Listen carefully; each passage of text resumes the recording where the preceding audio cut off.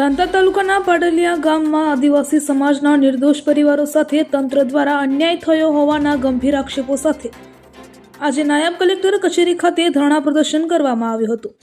વિપક્ષના આરોપ મુજબ આદિવાસી સમાજના કેટલાક પરિવારોના ઘરો તોડી પાડવામાં આવ્યા છે, જેના કારણે તેઓ જમીન વિહોણા બન્યા છે।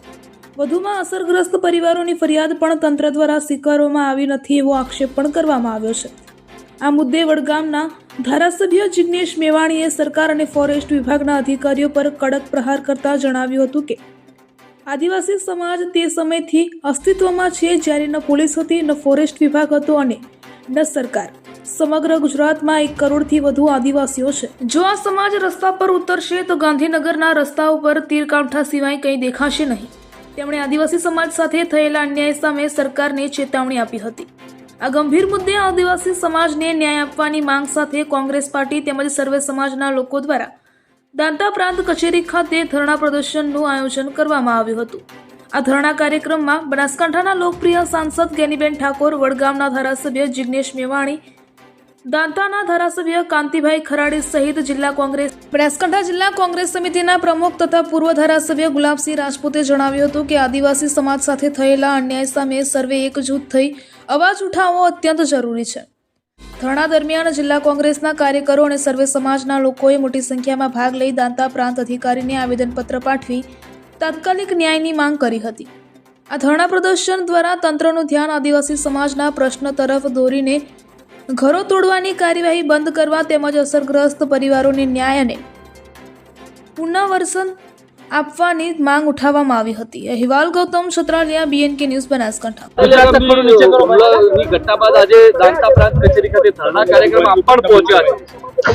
13 તારીખે દાદા આદિવાસીઓના જે મૂળભૂત અધિકારો, જે પ્રકૃતિ સાથેનો એમનો નાતો અને પરંપરાગત આટલા રાજા રજવાડાથી કરીને અનેક પ્રશાસનો બદલી ગયા, પણ જે એમના હકને અધિકારો જે હતા એ ક્યારે કોઈ છીનવવા માટેના પ્રયત્ન કર્યા નથી।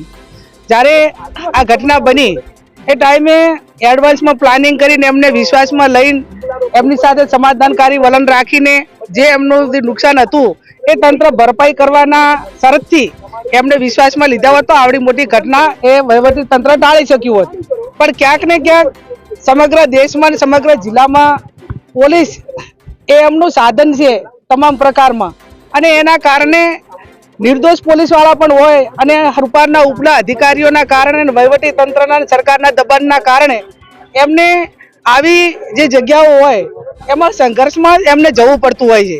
જે ઘટના બની છે એને વખોડીએ છીએ, પણ એક તરફી જ્યારે ઘટના બની છે તો એનો ન્યાય હોવો જોઈએ, અને ન્યાય એ હોવો જોઈએ કે જે મહિલાનું મકાન પાડી નાખ્યું છે, જે મહિલાની જમીન આખી એની ખોદી નાખી છે, એની ફરિયાદ પણ દાખલ કરવામાં નથી આવી તો એની ફરિયાદ દાખલ કરવામાં આવે, એને વળતર આપે, અને બીજા જે માત્ર આદિવાસીઓ ઉપર જ જે ફરિયાદ દાખલ થઈ છે એને બદલે ક્યાંક ને ક્યાંક એ પોલીસના અધિકારીઓને મારફતે એમની દબણકાઈના કારણે જે આદિવાસીઓને નુકસાન થયું છે એમને લગાડ્યું છે તો એની પેરેલલની ફરિયાદ ક્રોસ દાખલ કરવી જોઈએ।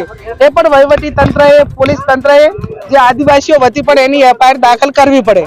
ત્યારે હવે આજે આ ઘટના છે એના અમે ધરણામાં અમારી આ માગણીઓ છે, અને આવનાર સમયની અંદર તમે બધાને દબાઈને આવી દબનગીરી કરવા દેશો તો ક્યાંક ડેમોક્રેસી હોય, ક્યાંક વહીવટી તંત્ર હોય, એના ઉપરથી નાગરિકોનો, લોકોનો ભરોસો ઉઠતો જાય છે।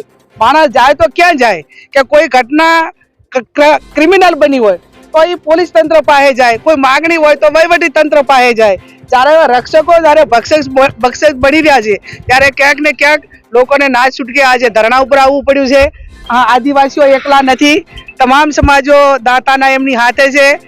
રાજપૂત સમાજ, ઠાકોર સમાજ, તમામ જે આ એક ભાઈચારાની ભાવના છે કે આજે એમનું દુઃખ છે તો કાલે આમનું હોય, એટલે સમરસતાથી જ્યારે એમના સમર્થનમાં જે સમાજો આવ્યા છે એમને પણ હું આભાર માનું કે દુઃખની ઘડીમાં આદિવાસીઓ એકલાય નથી।